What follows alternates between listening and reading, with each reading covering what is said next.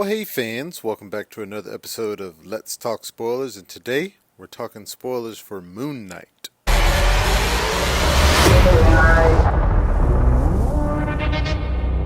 Now, Moon Knight is Marvel Studios and Disney Plus's latest Phase 4 television series, starring Oscar Isaac as Marc Spector slash Stephen Grant slash Jake Lockley, who we get as a post-credit scene at the very end. But overall, it is a very decent show. Adds a lot to the Marvel Cinematic Universe. It doesn't really connect to any other film or TV show. I believe over on the website I gave it a 3.5 out of 5 in my review.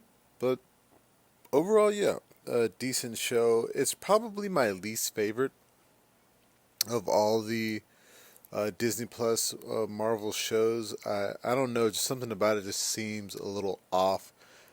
Starting with the CGI used in the show, it is not as polished as the other shows, and I definitely think it is probably due to COVID. A lot of the VFX houses were just swamped with so much work; they were just backlogged. They had to get all these things done, and some of the stuff they probably rushed through a little bit, and Moon Knight suffered because of it. You can see that throughout the entire series, and some stuff looks better than others. Like there are sometimes his suit looks great, and sometimes his suit looks like, yeah, that's clearly CG.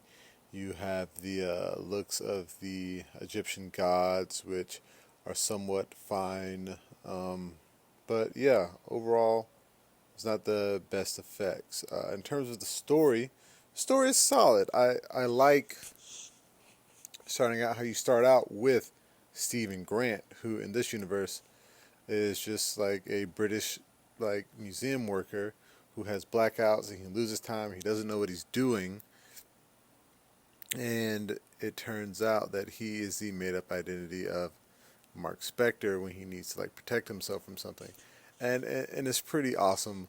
Like how when at least when the show starts, like when Steven gets in these situations and he just blacks out and he wakes up and he's like, all these people are knocked out. What's exactly going on? So throughout the show, you actually think that is Marc Spector who is, doing all this damage to people. But you actually later find out some of it may have been Mark, but it was probably Jake Lockley who was doing like a lot of the murdering. Because when Marc Spector usually takes over, he defaults and turns into Moon Knight. Jake Lockley just kind of kills people brutally.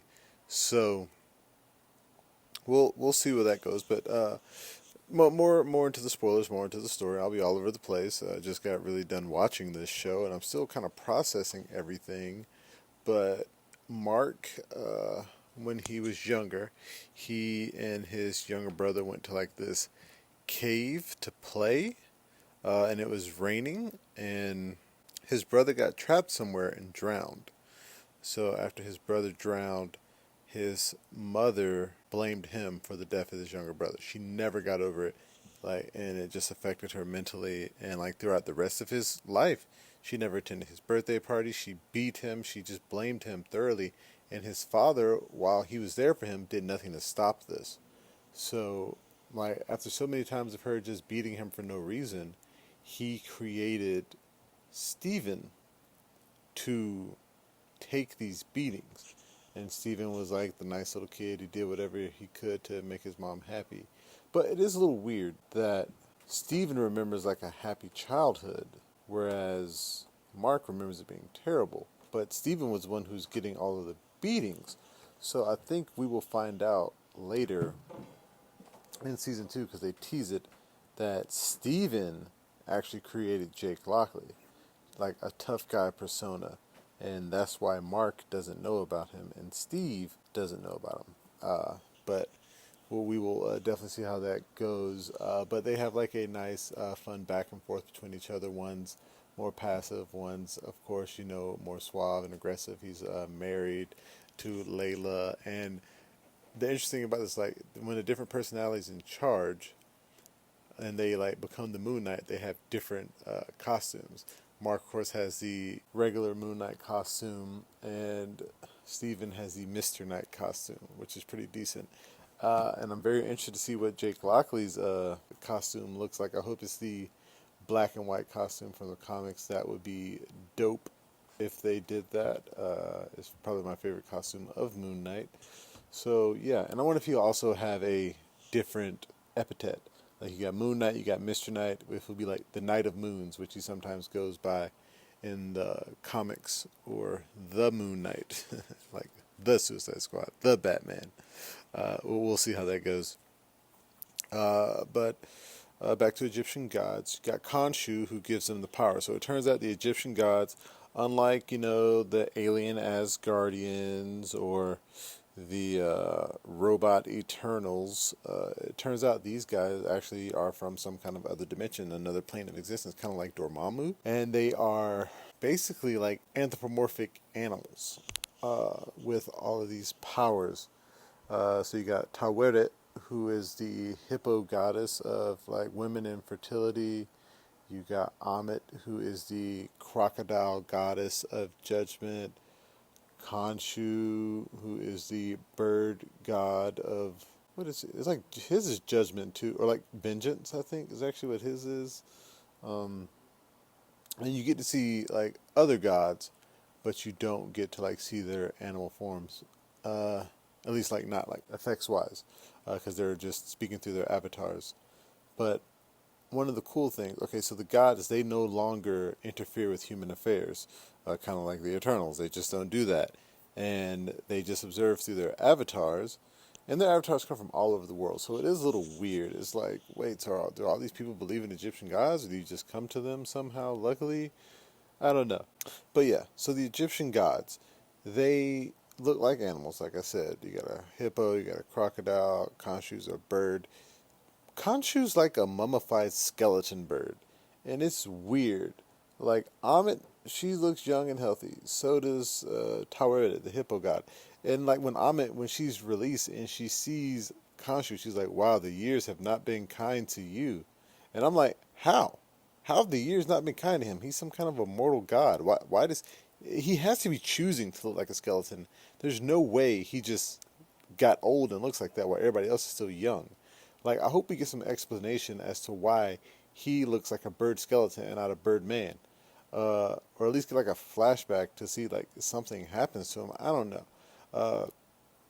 And hopefully we get, to see more of the other gods as well. Because a thing that I actually liked about this show, like when Khonshu, he turns back the night sky 2,000 years when they're trying to locate Ammit's tomb, and the other gods who are left, they trap him in like this little stone, like figurine type thing.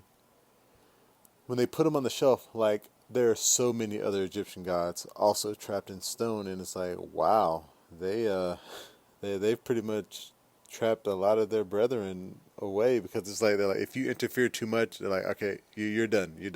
So that's what happened to most of them. So it'll be nice to see if they come back in season 2. Like, I'm pretty sure at some point Anubis has to be the bad guy. Like, Anubis has to be the bad guy. That's like your ultimate Egyptian evil deity. I'm sure we got to see an Osiris, because he's mentioned at his gates.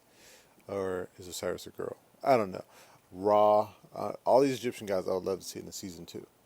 Layla, who becomes Taweret's avatar at the end, so she can help out in the fighting, because, if you're an avatar for an Egyptian god, you get the healing, the super strength, all that jazz. Taweret is a hippo god, but Layla's outfit is like, she looks like Falcon. She has like these swords and these wings, and she can fly, and I'm like, what does that have to do with Taweret? Like she should have got like some cool hippo armor, or gotten another bird god to like give her powers. Like, what other god looks like a bird of the Egyptian pantheon? Hold on. So you got Ra, you got Horus, you got Thoth, Mot, Nekhbet. All these Egyptian gods based off of birds that would have made a lot more sense for Layla and the powers that she ends up with. Unless you can just, as like a god, like, I'm going to give you whatever power I think best fits you. Like, I mean, like Steve and Mark, like they look like kind of like a mummy, and they're white like the moon, and they have all these like moon shaped weaponry, like crescent moons. And I guess that makes sense. But could Khonshu just be like, "No, I'm gonna give you like turtle powers"? Like it's just interesting to me how that happened. Another thing that this series does is it states that all afterlives in the MCU, all religions are real. So if you're Christian and you're a good person, you go to heaven. If you're Muslim and you're a good person, you go to Muslims believe in heaven, so heaven. Jewish and you're a good person, you go to heaven. If you're Hindu, I guess you're reincarnated. If you believe in whatever the Black Panther tribe believes in, you go to the ancestral plane, etc., etc. Whatever you believe in is real. There are many different afterlives. It doesn't matter. But also, in that on that same vein, if you're like a bad person and whatever you believe in, you go to the bad place of that religion. And what doesn't make sense about that?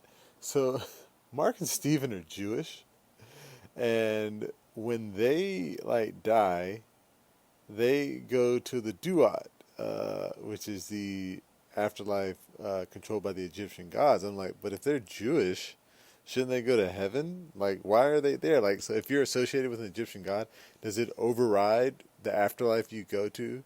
The same for like all those people who were judged by Harrow and his followers. Like, if you are judged by somebody who's Egyptian, do you like automatically go to the Duat? Like, because they were showing like all these soldiers fall to Duat. I'm like, wait, are all these people just believers in like Egyptian mythology? I don't understand that. Like, if Thor, who when he dies he's supposed to go to Valhalla or hell, like if he is judged by Harrow and he gets killed somehow, would he not go to Valhalla? Like, how does that work? They should have thought about that more when they were adding that plot element to the story. Like I said, overall, the show is pretty decent, but it is not like the best MCU show, and I do feel like they can do better with a season 2. You do get to the end, so there's like a fight at the end. Like Moon Knight's fighting Harrow with his advanced powers. They didn't give Harrow is played by Ethan Hawke, who's a fantastic actor, and he's made him seem like this cult leader. But they don't give him a suit. And I'm just a sucker for the superhero / supervillain suit. Harrow should have gotten some kind of cool ass crocodile suit to fight Mark and Steven in. He just had that pole thing that turned into like an axe, and that's it. Like if he had that plus a suit, it would have been dope. And I wish they just had did that for him. And it, I don't know. I think they dropped the ball on that. But they're fighting. And Harrow's pretty much about to beat him, and that's when Jake Lockley takes over, and we don't even get to see the fight. And it's kind of like, it's a little anticlimactic. And in the background, you got Khonshu and Amit having this giant kaiju fight next to the pyramids, and it's like, no other heroes. This is happening in Egypt right now. No other heroes are seeing this. If you want to take people out of it, okay, if this takes place after Eternals, the Eternals that were left alive, most of them, they left the planet to find other Eternals. Arishem came back and took the ones that were still there, and then Sprite doesn't have powers. So they're out. If this happened at the same time as Doctor Strange, he's traveling through the multiverse and dealing with the Scarlet Witch, so I guess that's why he's out. Where is Captain America? Where is the White Wolf? Where is the new Falcon kid? Hawkeye and Ant-Man and She-Hulk, all these other heroes that like they could be busy at the time. I get it. It's the MCU. Things are going down all the time. But I better see that like this is something that should be in the news of another MCU show. Like the sky turned back and it just baffled the scientists of the world, but this has become regular. In Egypt, there seemed to be some kind of giant kaiju fight at the Great Pyramids. I wonder what was going on there. Like, that type of stuff you kind of need to see moving forward in other shows. Like, just having a poster in the background that said, like, 3 years after the blip, we're finally moving forward, that is not enough anymore when you're starting to introduce all these fantastical characters. And they're doing, like, big things, like having a kaiju fight of gods in the background. Like with Hawkeye, you can get away with that because that was a very small scale street level show, which unfortunately might not get a season 2, but it really should. especially. But I think those characters are just gonna appear in like when they revamp all the Marvel Netflix stuff. But like we'll see. Like Moon Knight's supposed to connect to Blade and Werewolf by Night, so we'll see where they go in the second season. Like I said, we got Jake Lockley, Khonshu still in control. The other two don't know about it. It was a nice teaser at the end. Overall, I think they should probably increase the episodes to 8. 6 wasn't enough. It was too short, too quick. I really like Oscar Isaac. He didn't sign a contract for more seasons, so I'm wondering how that's going to work. Or maybe they lied and said he didn't sign a contract when he really did. Is there anything else about this show that I can say? The other Egyptian gods, bringing them up. Like, not Tyretta, because she was in the underworld. But, like, when they bring the council together and Khonshu's like, dude, this guy's trying to free Ahmed. Hey, are you trying to free Ahmed? No, I'm not. Khonshu's crazy. Like, his avatar is crazy.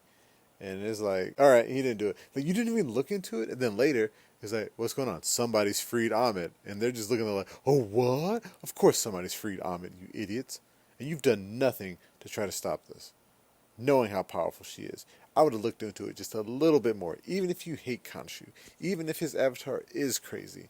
And even in doing that, Khonshu goes in like balls swinging, like yelling at them, like, he's trying to free Ahmed. Like, have some class. Talk to your fellow guys. Like, look, this guy, he was my former avatar. I may have pushed him a little too far, and now he's trying to free Ahmed to judge people before they do bad things. Can we look into this at least? I mean, that is what they should have did. That's definitely what they should have did. But overall, even though I think the show is just average, I am excited to see where they're going to go with season 2.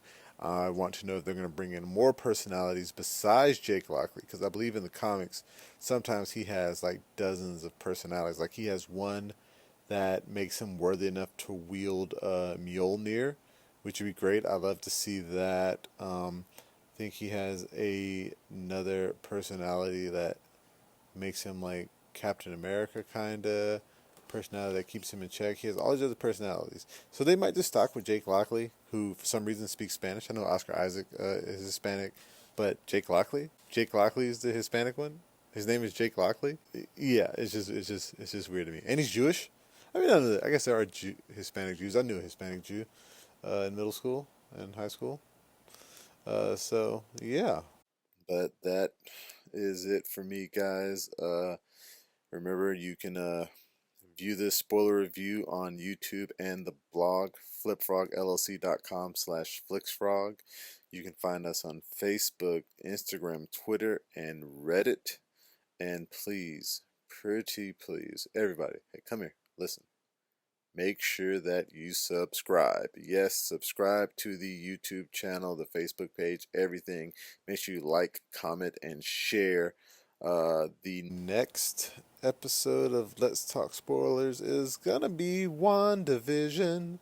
Yeah, man, it's been a while since I've seen it, but I can't wait to do that one for you guys, and especially in the lead up to Doctor Strange and the Multiverse of Madness. I'll probably gonna get those to you in quick succession. So until next time, I'll be seeing you.